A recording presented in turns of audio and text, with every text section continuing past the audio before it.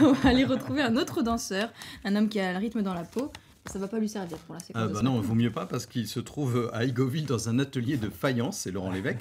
On va découvrir tous les secrets de fabrication de la faïence à l'ancienne. Comment, à partir d'une boule d'argile, par exemple, on fabrique un bol.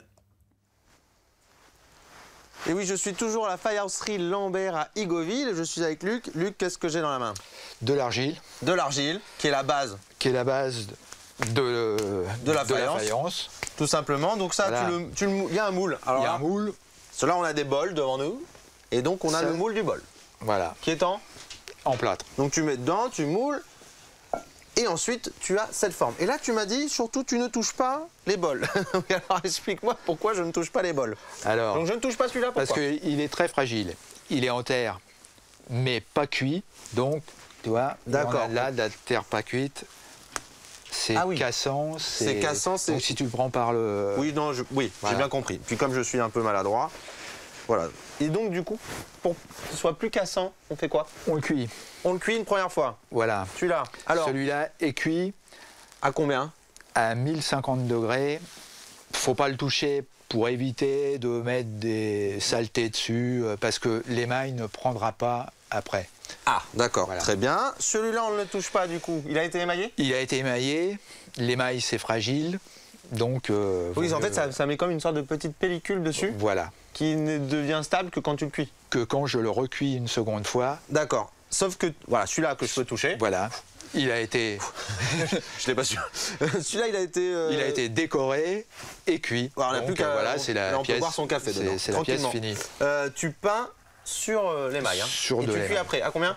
À 990 degrés. Alors maintenant, tu vas aller me montrer comment on émaille une pièce. Voilà. Parce que ça, c'est un petit peu la partie la plus sympathique. Donc là, on a un bain d'émail. On peut dire que c'est un bain d'émail. Il y a quoi dedans? Alors, l'émail, c'est de la silice, il y a de l'étain, il y a d'autres choses un peu secrètes. J'ai bien compris, on en parlera tout à l'heure, ne t'inquiète pas, Luc. Alors, vas-y, montre-moi comment tu fais. C'est un geste... De la silice, c'est quoi? C'est du sable. C'est du sable, c'est du verre. Non mais quand même. Hein. Donc, tu sais, je traverse la Normandie, moi. Hein. J'en vois des trucs. Donc ça, c'est un geste. Voilà, c'est un geste. Que tu fais depuis quel âge? T'as appris à faire ça quand? J'ai appris à faire ça, j'avais à peu près 16 ans. Ah ouais. C'est beau. Hein. Et là, du coup, ça sèche instantanément? Voilà, ça va se sécher. Dans une heure, je pourrais gratter. Pour les impuretés? Là, il y a les traces de la pince.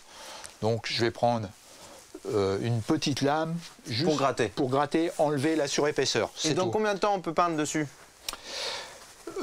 Pour peindre dessus, il faudra attendre demain. Voilà. Parce qu'il y a quand même une humidité dans ma pièce. D'accord. Alors lui, ce qu'on va faire, c'est qu'on va se retrouver demain. Je plaisante, on a prévu un truc pour peindre, pour vous montrer un petit peu comment on dessine sur de la faïence. Donc à tout de suite. À tout à l'heure, Laurent.